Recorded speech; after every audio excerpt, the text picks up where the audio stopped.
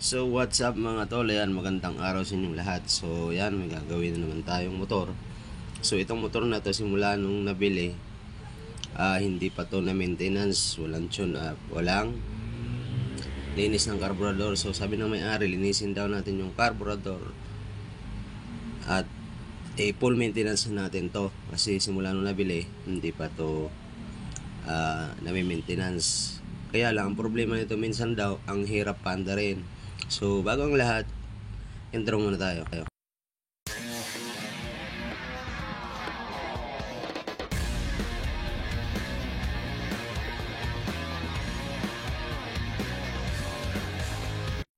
So ayan, so ito na nga, ipo-full maintenance natin si Facon 200. So ewan kung saan gawa to. So masyado na madumi, hindi man lang to nakalas simula nung nabili.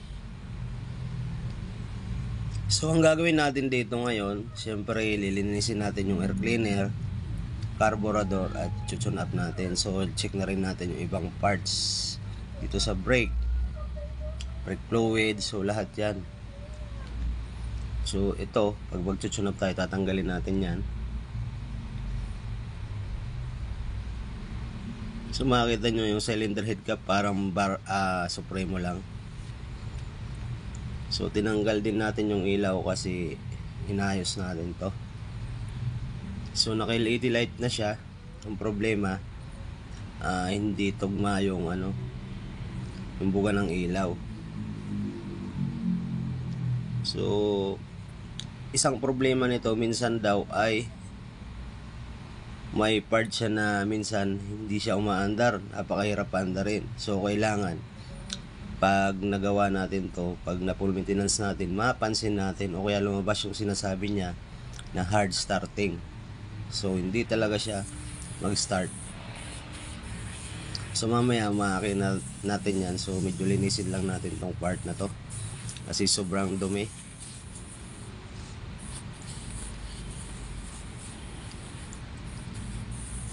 Ayan.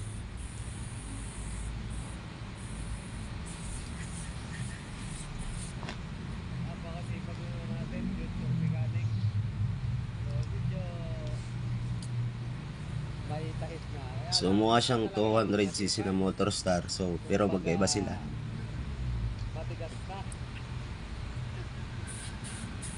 So dito sa part na to, tatanggalin na natin yung carburetor. Yan. So binaklas natin to lahat, pati yung cover, para ma-check na rin natin yung wiring. So ito yung carburetor. Yan, babaklasin natin yan, lilinisin natin.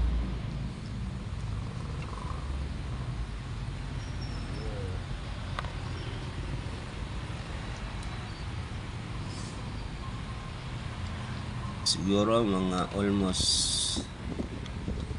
3 years, 4 years siguro to na hindi na maintenance. So kung hindi pa to nag hard starting, hindi pa to ipa-maintenance. So yung pag hard starting nito, minsan lang. So ayaw talaga siyang mag-start. Sana pag binalik na natin itong mga ginagawa natin, magpakita siya para so makita natin yung pinaka main reason kung bakit nag hard starting. So ayaw talagang mag-start, hindi hard starting, minsan ayaw mag-start.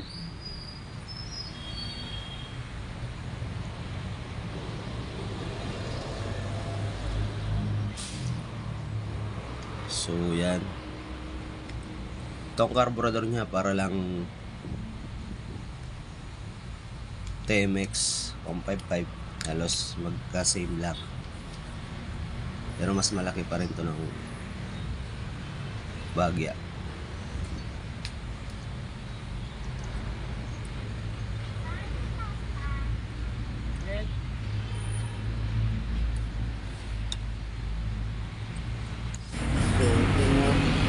So ayan, check natin itong siyempre,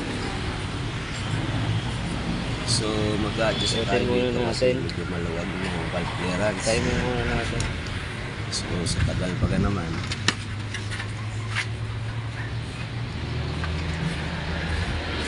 kailangan adjust. So, pipihilin sana natin dito para ma-update. So, matigas. Babaklas na lang tayo. So, ayan. So, yan. Naka-timing na yan. So, Pag makita ko naka-timing. adjust na tayo. So, kailangan Tingnan nyo lagi yung loop. magtapid sa dalawa. Yun. Yung dalawang medyo mahabang loop nasa baba. So, pag Pwede yung tingnan lang dyan sa cams. Yung, di ba kung mapapansin nyo, may loop yan. Yung medyo mahabang loop. So, Nasa baba yung dalawa. Medyo matulis. bukatin natin. So, yan. So, ayan. Maluwag na yung option. Susukat natin. So, Sobrang maluwag din siya. 0.08 mm lang yung susukat natin dito sa intake at saka 0.09 dito. So, medyo maluwag. I-adjust natin to. Ilalagay natin clearance dito. Ilaw. So, na-adjust natin yun. 8 kasi pwede itong ang So, yun, intake nito ay sakto na. 8 to 10. Pero ilalagay na natin 0.08. Dito naman sa exhaust, ang ilalagay natin is 0.010 mm kasi Ano 0.0 yan? 10 to Ano yan? 10 So, to yun. 12. Adjust natin. Dito naman sa Takipan na natin intake yan. is 8 to Tsaka ito na 10. rin pala yung carburetor natin. So, malinis na. So, ayun, adjust na natin So, yung sulpak pad na lang tayo. clearance. Ibabalik na natin yan. Sukat na natin, nalinis na rin natin yung carburetor. So yan ikakabit na natin tong cover at saka yung carburetor. So sana pagpa-start natin lumabas yung sinasabi niya namin saan ayaw mag-start. So para mahanap natin yon. So kasi wala naman tayo nakitang problema dito sa maintenance natin. So all good naman lahat.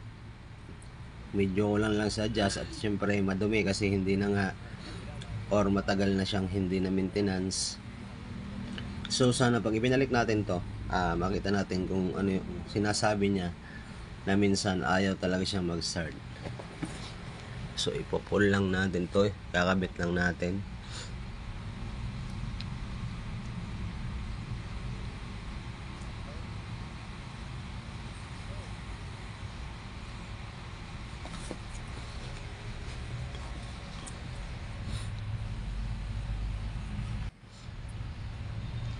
Then, higpitan lang natin.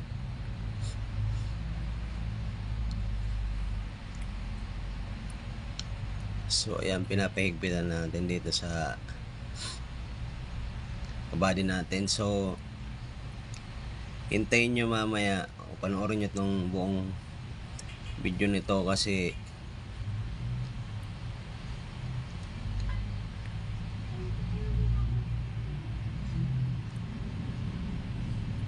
hahanapin pa natin yung minsan ayaw mag-start. So sana mahanap natin yan. Kaya panoorin nyo to hanggang dulo. So medyo mahaba-haba itong video na to kasi wala tayong kinat dito. So ayan, ilagay na natin yung takip at saka carburetor. So yung air cleaner papakalas natin din yan.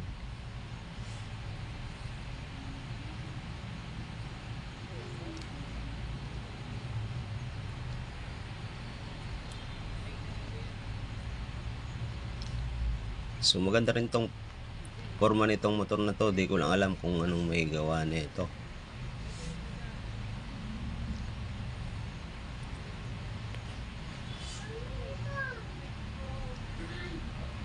Yan.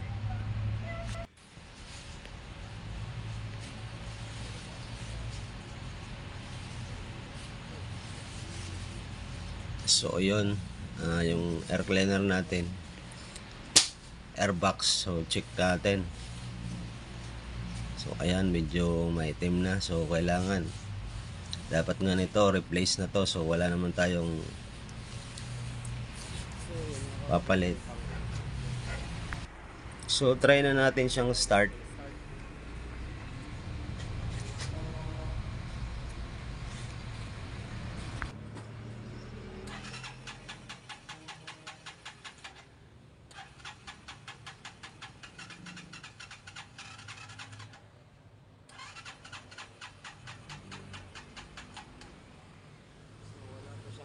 kasi naka vacuum type to.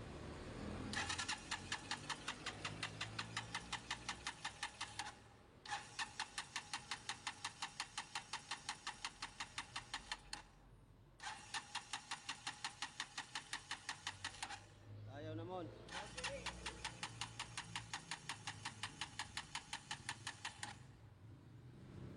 Chok, asan yung chok? Chok mo nga.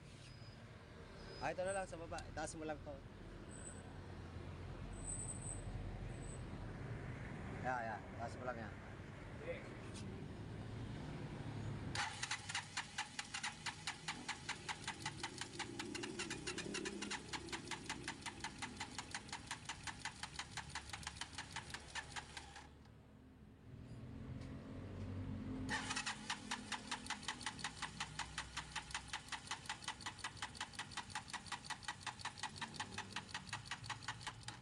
Napansin nyo, ayaw na talaga siyang mag-start. So ito yung sinasabi ng may-ari na minsan ayaw mag-start tong motor na to. So sa tagal natin pagpapa-start, ayaw talaga siyang mag-start. So hinihintay lang natin, baka hindi pa nababa yung gas kasi naka-vacuum type nga to. So sa tagal na yun, hindi pa rin siya umi-start. So buti na lang hindi siya umi-start.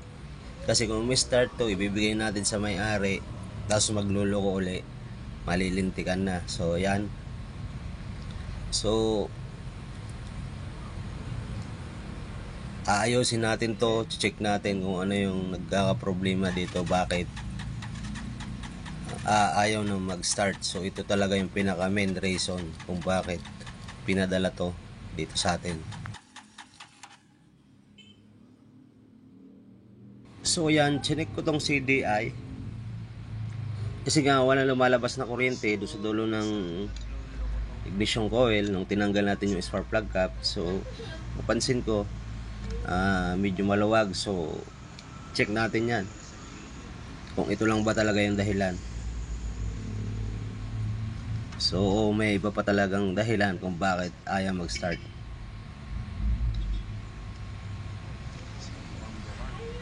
So yan, medyo maluwag talaga siya. So okay lang yan.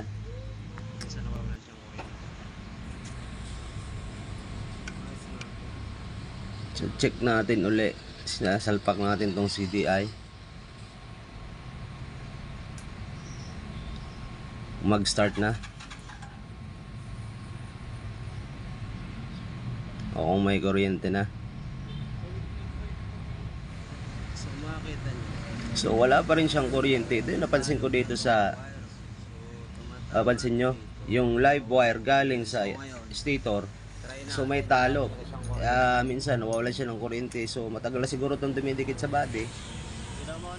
Kaya nagka-problema tong motor na ito. So wala pa rin siyang kuryente.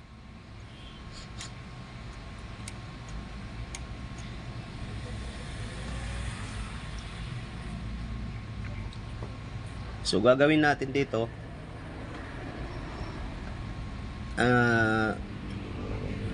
i-replace natin yung CDI kill switch, try natin. So check natin muna, check natin na maayos. So tinanggal natin yung kill switch, baka nag-loose or nag-grounded lang. So wala pa rin siyang lumalabas na kuryente. Sige daw mon, pindutin mo daw starter. So yun, wala talaga siyang lumalabas na kuryente dun sa tension wire. So ibig sabihin hindi talaga siya handa. So buti na nga lang Tayo ng propane. nung pinaandar natin, lumabas ng problema na to. Kasi kung hindi lumabas ng problema na to, bibigay natin sa may-ari. Pagdating sa may-ari, ayaw mo na mag-start, yari tayo. So ngayon, try natin to palitan ng CDI na 4-pin. So sa 4-pin, kailangan natin ng socket at syempre CDI. Sakit kang CDI, so para mailagay natin yung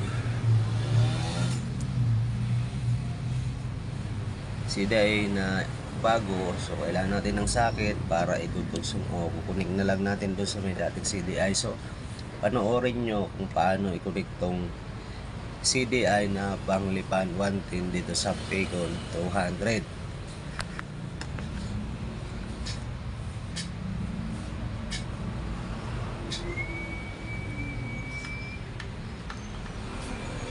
So, itong force wire, pag nakarap sa atin yung CDI sa bandang kanan, ang pinakataas niyan is pulsar. Pag nakaharap yung CDI, bandang kanan, bandang kaliwa. Pag nakaharap yung CDI. So, sa sunod, yung nasa baba, sa bandang kaliwa, pulsar ground at saka ground. So, pagsasamahin natin yung ground at saka yung pulsar ng ground. At doon natin i-connect yung wire.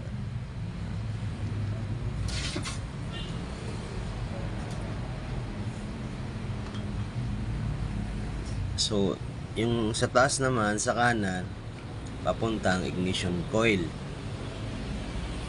At yung sa baba, sa kanan, yan yung pinaka main source natin galing sa battery or sa susian. So, yan yung kulay dilaw.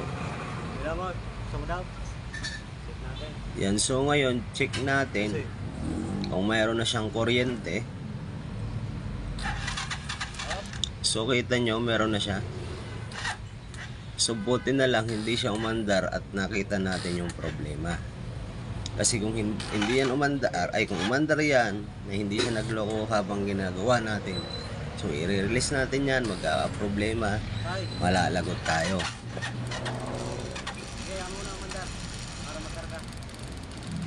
So, ayan, na-start na siya.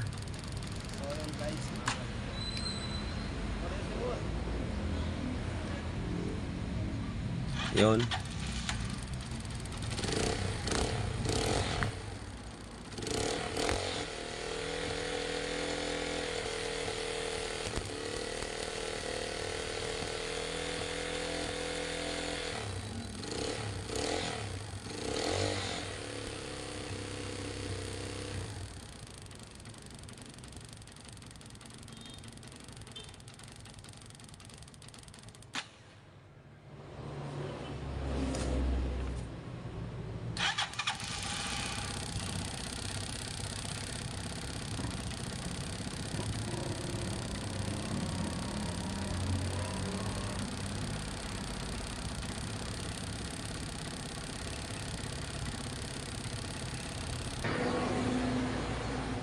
Yan, so pag ito gagamitin yung CDI, so pag nakaharap na ganyan,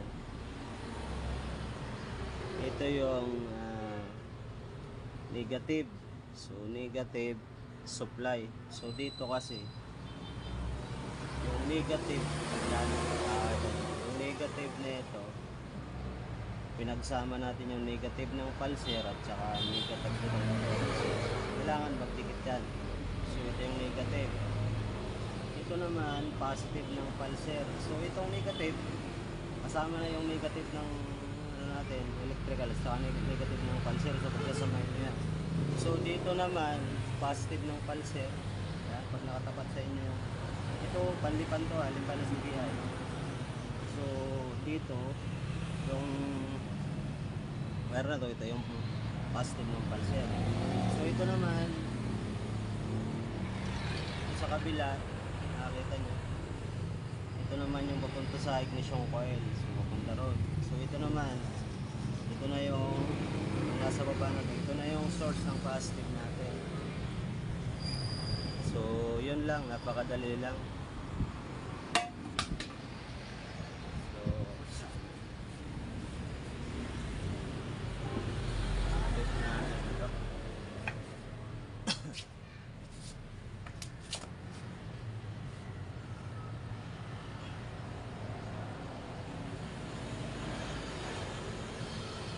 Saksak natin. Yan. So switch, start.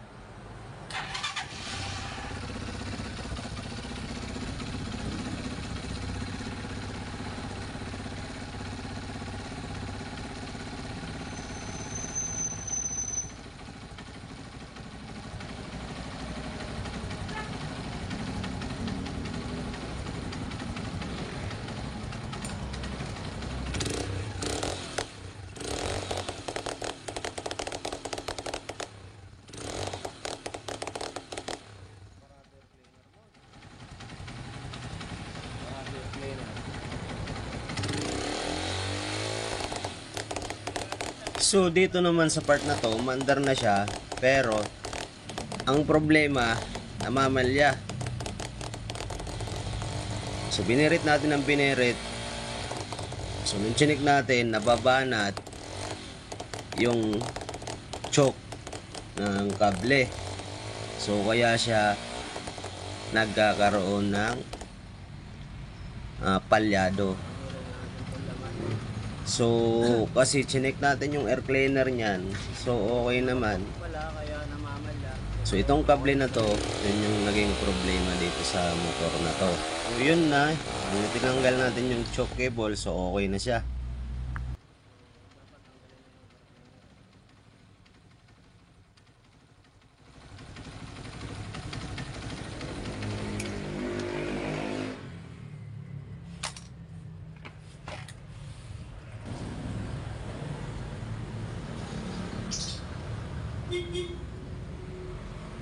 So lalagyan lang natin ng tape tong wire na nilagay natin.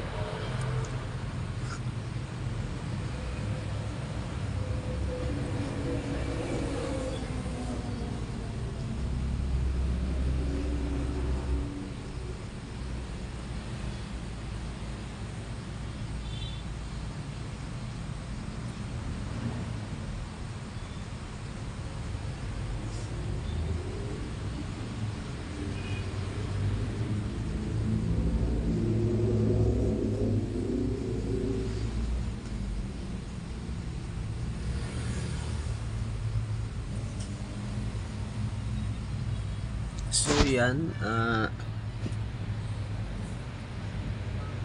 lagyan lang natin ng tape lahat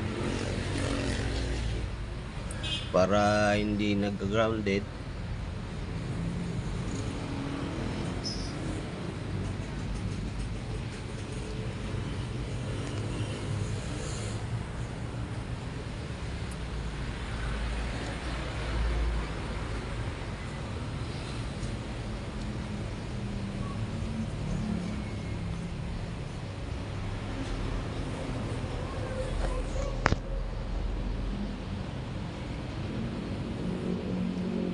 So yan. So ito, putulan natin kasi medyo mahaba siya. So ilalagay lang natin sa ayos tong CTI natin. So bago natin siya kuperan.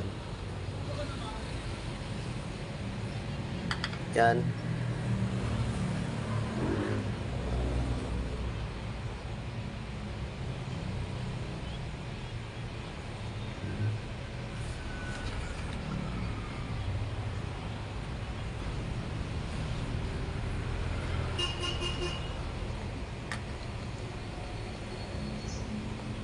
So okay na yung main supply natin. So tignan natin lahat to. So yung 4-pin CDI, marami kayong pwede paggamitan. Ito yung pinaka tawag doon, pinaka Ulitin natin. mabilis na kuhanan ng Positive supply galing battery. kuryente pag ayaw mag-start ng motor, lalo pag sa mga CDI. So Negative ng pulser at positive ng pulser. yun, pwede yan na gamitin nyo pang ano, pag walang kaparehas sa CDI. So 4-pin ang pinaka the best para magawa nyo agad yung ginagawa nyong motor. Yan, ibabalot lang natin to ng tape.